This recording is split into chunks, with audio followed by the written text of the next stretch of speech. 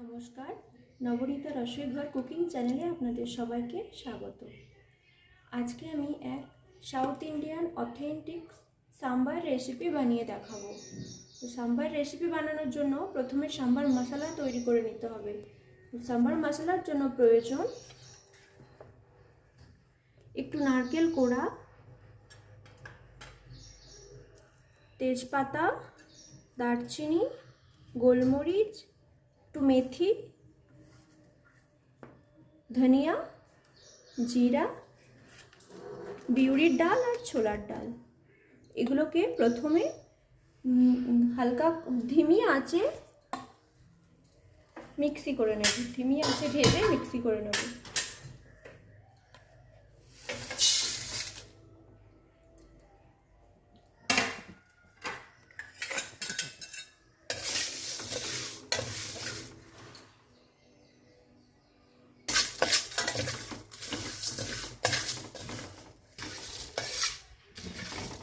মশলাগুলি আমার ভাজা হয়ে গেছে।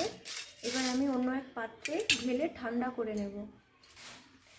ভাজা মশলাগুলি এবং ওই নারকেল দিয়ে আমি পেস্ট করে নিয়েছি, এটা এখন সাইডে রেখে দেব। এবার সাম্বার তৈরির জন্য যেই উপকরণগুলো আমার লাগবে, ছোট ছোট করে কেটে নেওয়া মূলো এবং গাজর, সৌতিকাই, ফুলকপি, কারি পাতা, বিনস, একটু ধনে পাতা, পেঁয়াজ কলি, পেঁয়াজ দুটো বড় বড় সাইজের ছোট ছোট করে কাটা পেঁয়াজ এবং দুটো বড় বড় সাইজের টমেটো, কিছু কাঁচা লঙ্কা, আর লাগবে তুর ডাল 100 গ্রাম তুর ডাল, সজনে ডাঁটা, একটু তেঁতুল যেটাকে আমি জলে ভিজিয়ে রেখেছি, সামান্য কাশ্মীরি রেড চিলি পাউডার, গুড় যদি আপনাদের কাছে না থাকে তো চিনিও দিতে পারেন, সামান্য পরিমাণে সর্ষে, হলদি আর নুন, তেল। ব্যাস, এই উপকরণ দিয়ে সাম্বার বানানো যাবে। এবার আমি প্রেসার কুকারে ডাল দিয়ে নেব। তুর ডাল আমি রান্না করার আধ ঘন্টা আগে জলে ভিজিয়ে রেখেছিলাম। একে একে সব সবজিগুলো দিয়ে দেব। তারপরে পরিমাণ মতো নুন, হলদি,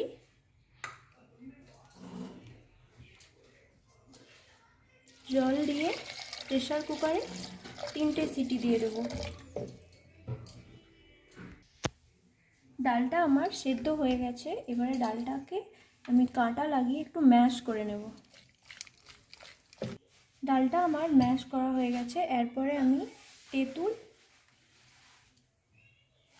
তেঁতুলটা দিয়ে দেবো, আর এর সাথে গুড়টাও দিয়ে দেবো। এবার আমি গ্যাসে কড়াই বসিয়ে কড়াইয়ে তেল দিয়ে নেব।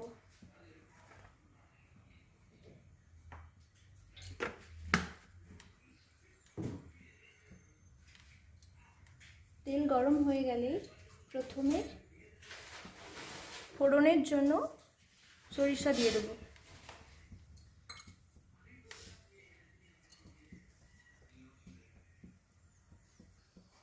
তারপরে কিছু কারি পাতা দিয়ে দেবো আর কাসুরি মেথি দিয়ে দেবো।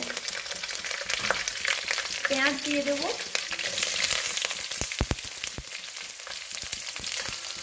পেঁয়াজটাকে ভাজতে হবে, যতক্ষণ না পেঁয়াজটা লাল রং আসছে ততক্ষণ অবধি পেঁয়াজটা ভাজতে হবে, ভেজে নেব।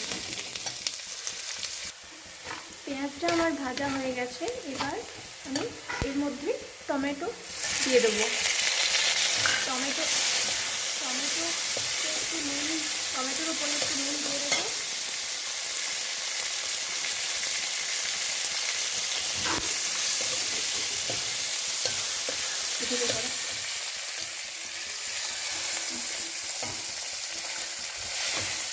এরপর লাল মির্চ পাউডার,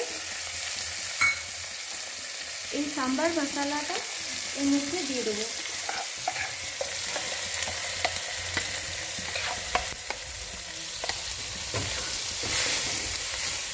কষাতে থাকবো।